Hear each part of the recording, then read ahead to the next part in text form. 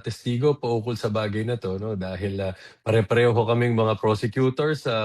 We have to be careful with what we will be disclosing, no? So baka sabihin this goes into the merits of the case already. But yes, napaka-importanting bagay din ito. But mas maganda since ang testigo na umupo, si Attorney Roderick Wamil, na pag-usapan pa lang naman natin, no? Yung pagdating dun sa notice of disallowance paukol dun sa last quarter of 2022. Hintayin natin na ipaliwanag ito ng susunod na testigo natin. Siguro, Jay, if I can add to that, siguro yung tanong, ano ba yung ibig sabihin ng isang notice of disallowance, no? Sa audit ng COA, base po sa proseso, ito yung ending ng isang pag-audit. So kung sa tingin ng COA through yung mga auditor, may mga irregularity sa paggasta ng pera ng bayan, aabot tayo sa notice of disallowance. Ibig sabihin yan sa tingin ng COA, yung mga auditor, based sa mga dokumentong isinumite ng, for example, ng isang ahensya like Office of the Vice President, hindi po nagtutugma yung mga dokumentong isinumite.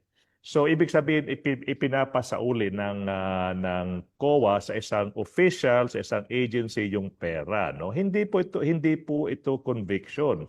Pero mabigat na rin po yung ibig sabihin ng notice of disallowance, no? Ipinapasauli kasi nga may mga irregularity na natuklasan yung COA. Siguro yung tanong, Lianesca, no, ito ba ay penal na or executory na? Napag-usapan kahapon yan, executory na yan. Ibig sabihin, kung wala pong TRO galing sa Supreme Court, kailangan pong gawin ng isang official like the Vice President yung pagpapasauli ng pera. So siguro sa pinapasauli na, ano bang ibig sabihin yan? I think the people can answer the question. Nasabi ng COA, return the money kasi may mga irregularity na nangyari sa paggagasta ng pondo ng pera ng bayan. Yan na siya.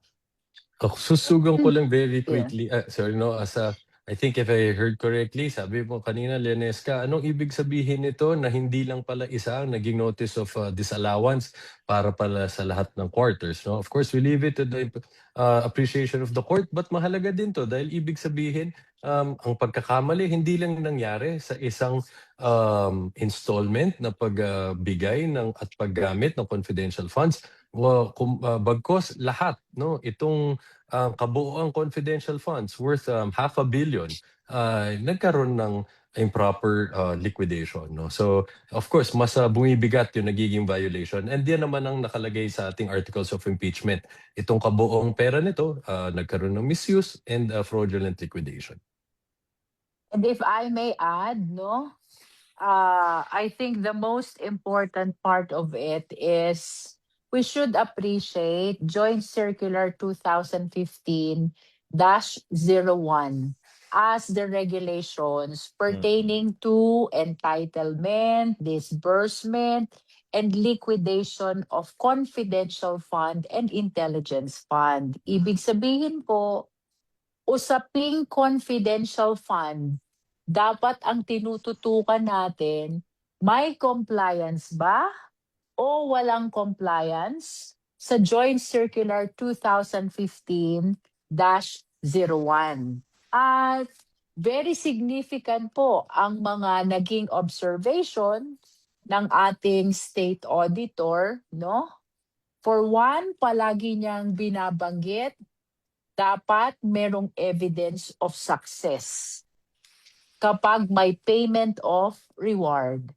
Second, dapat preferably official receipt or invoice ang magsusupport or justify ng purchases. And third, dapat yung liquidation reports ay consistent dun sa date of disbursements, no?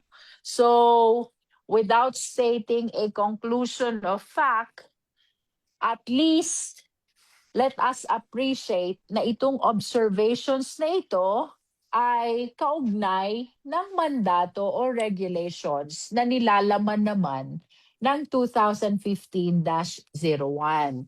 So, the important part of it is kapag may public fund, dapat sumusunod tayo sa regulation na mayroon. Kamukha nito, Confidential Fund, Joint Circular 2015-01 ang significant in terms of determining compliance or non-compliance. And that is the importance of the audit process na naging subject matter ng testimonya ng ating mga witness, no? At ito pong pag-audit na ito ay hindi po nangyayari lang in particular dito sa naging subject matter ng audit ng pondo ng OVP or ng DepEd. As a matter of fact, it happens to all public funds. And perhaps yun ang gusto kong maintindihan ng ating mga kababayan. Ang lahat po ng pondo ng bayan ay subject sa audit. At anumang klase ng pondo yan, so long as it is a public fund, dapat sumunod sa regulation na ini-impose ng batas. And for this particular purpose, kapag confidential fund, dapat sumunod sa regulasyon ng Joint Circular 2015-01. Kapag hindi sumunod, ibig sabihin, non-compliance yan, no? And that is the reason kung bakit nagkakaroon ng mga notices of disallowance. Kung sumunod naman, dapat walang notices of disallowance. Tama. All right, Janeska, any